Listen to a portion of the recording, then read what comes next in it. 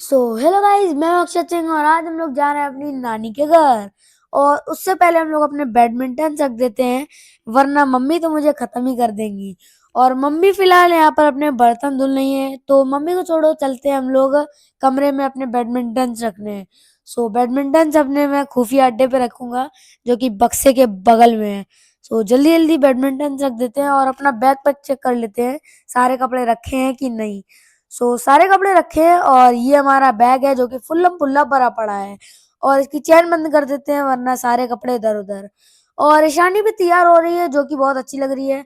मुझे बताओ मैं कैसा लग रहा हूँ। यहाँ पर मम्मी अपना तैयार हो रही है, मस्त स्वेटर वेटर पहन के। मम्मी बहुत अच्छी लग रही है। तो मम्मी को छोड़ो, चलते हैं हम लोग नानी के घर। मतलब थोड़ा टाइम लगेगा, हाँ मानता हूँ, लेकिन चलो हम लोग तो चलते हैं सीधे। ऑटो में बैठ के हम लोग अरमापुर के स्टेशन, मतलब सॉरी, अरमापुर के गेट में पहुंच चुके हैं। और मुझे बहुत मजा आ रही है, खासकर मुझे। लेकिन ईशानी बोर हो रही है बैठे बैठे, मम्मी मुझे फोन दो, मम्मी मुझे ये दो, मम्मी मुझे वो दो।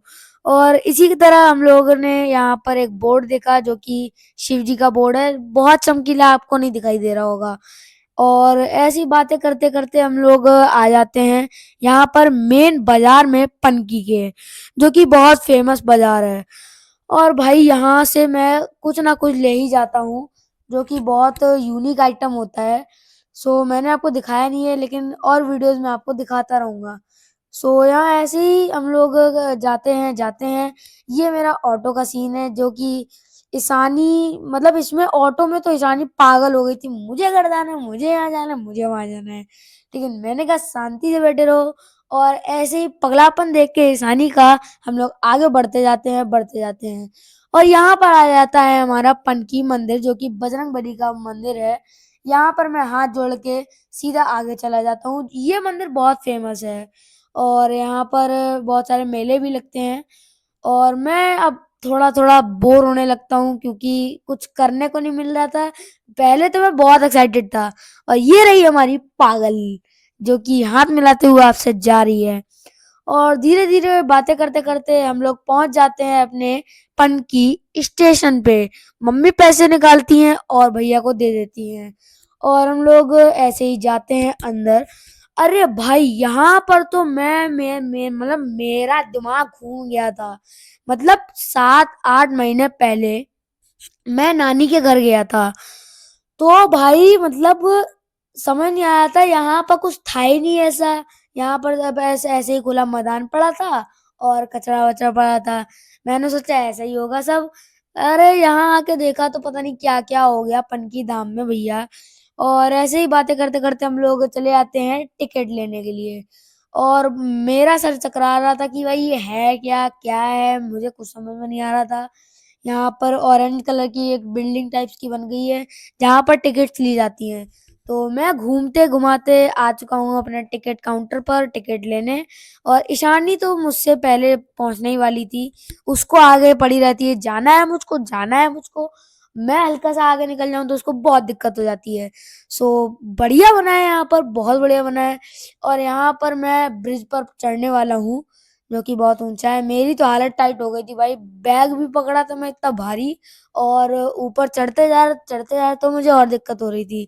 मम्मी यहाँ मस्त पीछे जा रही थी। और अब हम लोग आ चुके हैं अपनी ट्रेन में। ट्रेन हमारी 7:30 की थी, लेकिन बैठ हम लोग 6:30 बजे गए। नहीं, हमको तो जल्दी जाना है, तो बैठ गए। और 7:30 से 8:30 तक तो वो स्टेशन पे ही रुकती, इसलिए हम लोग यहाँ पर बैठ गए। भीड़ देख रहे हो भाई साहब, भीड़ तो इतनी है भाई, बैठने की जगह नहीं मिल रही। जगह मिली तो इतनी मिली कि मैं गिरे जा रहा हूँ, सरके जा रहा हूँ, ये हो रहा है, वो हो रहा है। मुझे गुस्सा आ रही, मैंने कहा क्या है ये। मैं परेशान हो गया, मेरा मुंह बन गया भाई। मैंने थोड़ी देर पापा से फोन लिया, फोन चलाया और थोड़ा अच्छा मूड हुआ। यहाँ पर मेरा अच्छा मूड हुआ भाई, जब पूरी ट्रेन के यात्रियां, मतलब यात्री उतरने लगते हैं। और भाई कसम से एक झटके में सारे यात्री गायब। हाँ, तो यात्री तो गायब हो गए और मुझे मजा भी आ गई, मैं फैल के बैठा अपनी सीट पे। और भाई कसम से बहुत मजा आई थी। लेकिन अब मुझे खड़ा होना था, तो मैं थोड़ी देर खड़ा हो गया, क्योंकि मेरे पैर अकड़ गए थे। लेकिन पापा ने मना कर दिया, कह दिया कि सीट पे बैठो जाके। तो मैं जाके सीट पे बैठ गया, तो मेरा प्लान कैंसिल। कि क्या यार, मैंने सोचा था वहाँ खड़ा हूँगा। ये और मम्मी और ईशानी तो वहाँ बैठे हैं और एक अंकल जी मफलर लगाए बैठे हैं। मैंने कहा अरे मुझे हँसी आ गई। लेकिन उस सब उन सबको छोड़ो और यहाँ पर हम लोग की ट्रेन रुकने वाली है और रुकने वाली है। मुझे बहुत एक्साइटमेंट हो रही थी कि मैं कब उतरूँगा, कब खेलूँगा, मतलब नानी घर जाके खेलूँगा। उतनी देर में ट्रेन रुक गई और मैं एकदम तेज़ी से उतर भी गया।